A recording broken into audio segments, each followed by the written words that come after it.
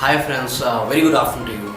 मैं आशा करता हूँ कि आप सभी अपने घर में अपने परिवार के साथ कुशल मंगल से होंगे। आज मैं आपको ऐसे शख्स की बात बताऊंगा जो किसी परिचय के मोहताज नहीं, किसी इंट्रोडक्शन के मोहताज नहीं है। वो एक बात कहते हैं कि मैं डिसीजन लेने में यकीन नहीं करता, मैं डिसीजन लेने के बाद उनको करेक्ट करने में यकीन रखता हूँ। जी हाँ माय फ्रेंड, मैं बात कर रहा हूँ श्री रतन टाटा साहब की। रतन टाटा साहब को आज कौन नहीं जानता। इतने हम्बल, इतने दिल से इतने कोमल, इतने हम्बल हैं। Everybody is their fan across the country. उनकी मैं आपको कपल ऑफ चीज़ें मैं आपको ऐसी बताऊंगा जो आपको एक बार सोचने पर मजबूर कर देंगी। क्या इतना कुछ होते हुए भी एक आदमी इतना हम्बल हो सकता है क्या? सबसे पहली चीज, वो एक बात को बोलते हैं, ड्रीमर बनने से पहले आप बिलीवर बनिए। कोई ड्रीमर बनने से पहले आप एक बिलीवर बने। इसका मतलब यह है कि आप अपने आप के ऊपर भरोसा करें।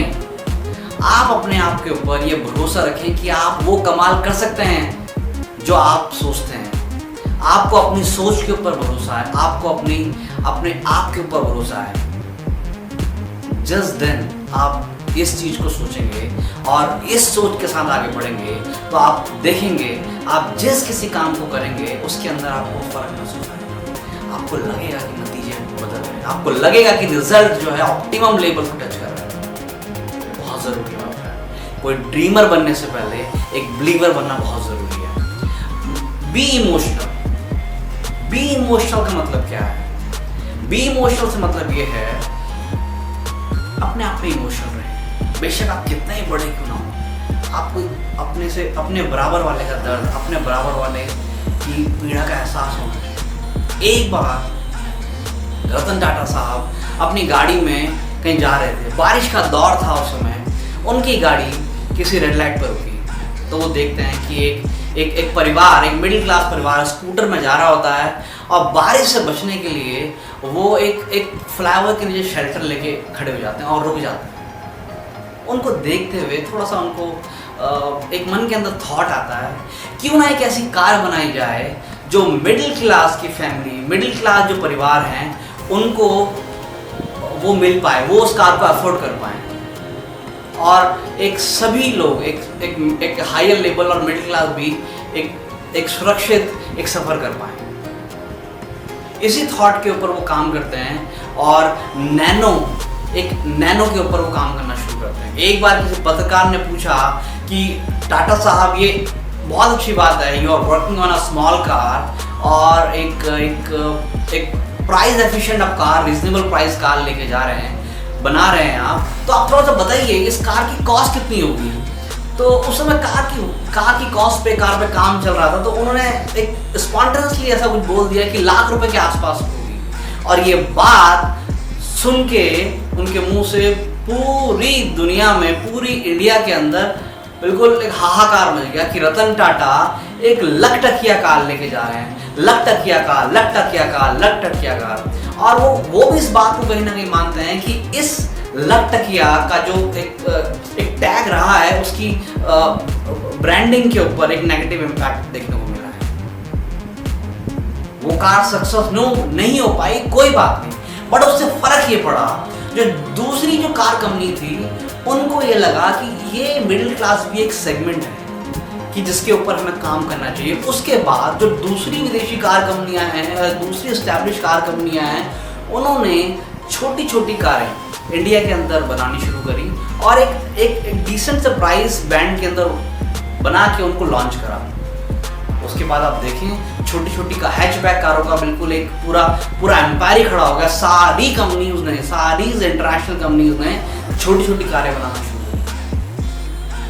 तो एक फायदा नैनो से एक ये हुआ। तो एक चीज और भी है कि रतन टाटा साहब जो है हमेशा रिश्तों का जो है ना सम्मान करने वाले होते हैं। रिश्तों का बहुत सम्मान है, बहुत इमोशनल है वो। एक बार किसी ने उनसे कहा कि साहब आपने शादी नहीं करी।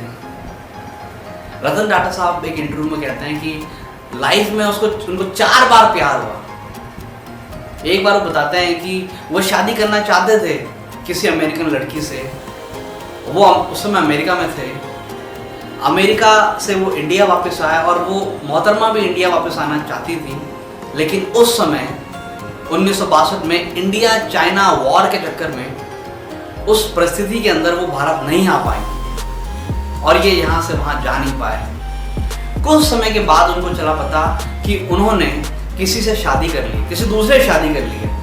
तो उनके निर्णय का, उनके डिसीजन का सम्मान करते हुए उनको ज़रा भी बुरा नहीं लगा और आप विश्वास माने आज भी वो उनके बहुत अच्छे फ्रेंड हैं। तो रिश्तों का सम्मान किस तरीके से करते हैं ये टाटा साहब को बखूबी पता है। टाटा साहब इस बात को बहुत अच्छे तरीके जानते हैं। आदमी पैसे से बड़ा नहीं होता, आदमी दिल से बड़ा होता है।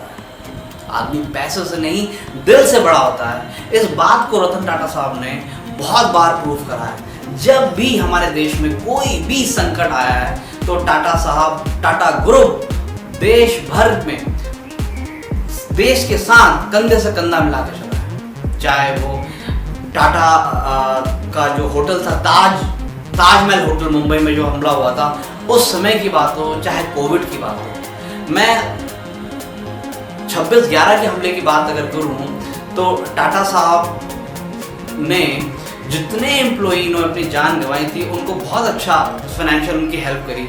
जितने लोग घायल हुए थे उनके हर एक के घर वो खुद गए वहाँ पे और उनके हालचाल पूछे और जितनी उनकी साइड से, जिनकी उनकी तरफ से मदद हो सकती थी वो सारी मदद उन्होंने वहाँ पे दी। इससे बड़ी बात और क्या हो। अभी जो इतना बड़ा क्राइसिस चल रहा है कोविड-19 का, इसमें टाटा ग्रुप ने सबसे पहले भारत सरकार को 1500 करोड़ रुपए की सहायता प्रदान की और उस समय पूरे टाटा ग्रुप के अंदर 4.5 लाख एम्प्लॉय काम कर रहे हैं। तो टाटा ने उनको कहा कि किसी को कहीं जाने की जरूरत नहीं है, किसी को घबराने की जरूरत नहीं है। आप हमारे टाटा ग्रुप का एक परिवार हैं, आप हमारे टाटा ग्रुप का परिवार हैं। आपको कहीं जाने की जरूरत नहीं है, आप यहीं रहें और कोई पैनिक में ना रहें, कोई डर में ना रहें कि आपको नौकरी से निकाल दिया जाएगा, आपकी सैलरी कट होगी। कोई डरने की जरूरत नहीं है। ये इतनी बड़ी हम्बलनेस उनके अंदर है। मैं बात करूंगा 1998 की। 1998 के अंदर टाटा मोटर ने पहली स्वदेशी कार लॉन्च करी थी, टाटा इंडिका। आप सभी को पता होगा, देश की पहली स्वदेशी कार जो भारत में लॉन्च बनी और भारत में ही लॉन्च हुई पहले, टाटा इंडिका थी। इंडिका जब आई तो आप देखोगे कि इतनी ज़बरदस्त तरीके से जो है धीरे धीरे एक्सपेंशन हुआ। लेकिन 1 साल के बाद कुछ ऐसा हुआ कि कंपनी को जिस सेल की आशा थी वो सेल नहीं हो पा रही थी। जिस सेल को कंपनी चाहती थी वो चीज़ें नहीं हो पा रही थी। तो कंपनी ने क्या कहा, टाटा साहब ने क्या करा कि सोचा कि इसको बेच देते हैं, चलो इस कारोबार को बेच देते हैं। तो वो फोर्ड कंपनी के जो मालिक हैं बिल फोर्ड, उनसे टाटा मोटर को बेचने के लिए यूके में उनसे मिले। जब बिल फोर्ड के साथ वो डिस्कशन कर रहे थे तो बातचीत के दौरान बिल फोर्ड ने अपमानजनक शब्दों में कहा कि जब आपको कार का बिजनेस करना नहीं आता तो आप लोग करते क्यों, आप क्यों इतने बड़े बड़े कारखाने लगा के अपना मजाक उड़ाने के लिए खोल देते हो। और बाद में कहते हैं कि आपकी कंपनी को खरीद कर हम आपके ऊपर एहसान करेंगे।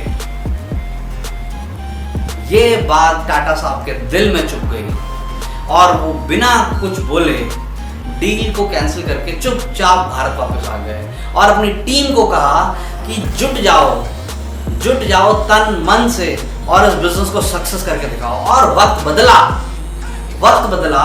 कुछ समय के बाद इंडिका ने सफलता की बुलंदियों को छुआ और ब्रिटेन के अंदर, यूके के अंदर फोर्ड मोटर की हालत धीरे धीरे खराब होती गई। एक वक्त ऐसा आया जब वो फोर्ड मोटर दिवालिये की कगार पे खड़ी हो गई। तो उस समय रतन टाटा साहब को लगा कि हमें इनकी कुछ मदद करनी चाहिए।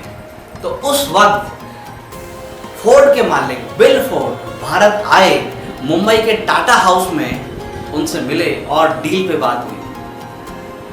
और रतन टाटा साहब ने कुछ नहीं कहा। रतन टाटा साहब ने कुछ नहीं कहा।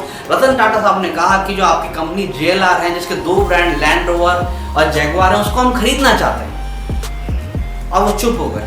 तो बिल फोर्ड जो उनके मालिक हैं, उन्होंने खुद बोला, हमारी कंपनी को आज खरीद के आपने हमारे ऊपर और बहुत बड़ा एहसान किया है। हमारी कंपनी खरीद कर आपने हमारे ऊपर ये बहुत बड़ा एहसान किया। तो उन 10 सालों के अंदर आप देखोगे रतन टाटा ने कुछ नहीं बोला। सफलता अपने आप बोलती है, लोग बोलते हैं बोलने दो। उन 10 साल के अंदर रतन टाटा साहब ने केवल अपने फोकस के ऊपर ध्यान दिया, अपने काम के ऊपर ध्यान दिया। ग्रुप ने पूरी शिद्दत से उस बिजनेस को बड़ा करने की सोची।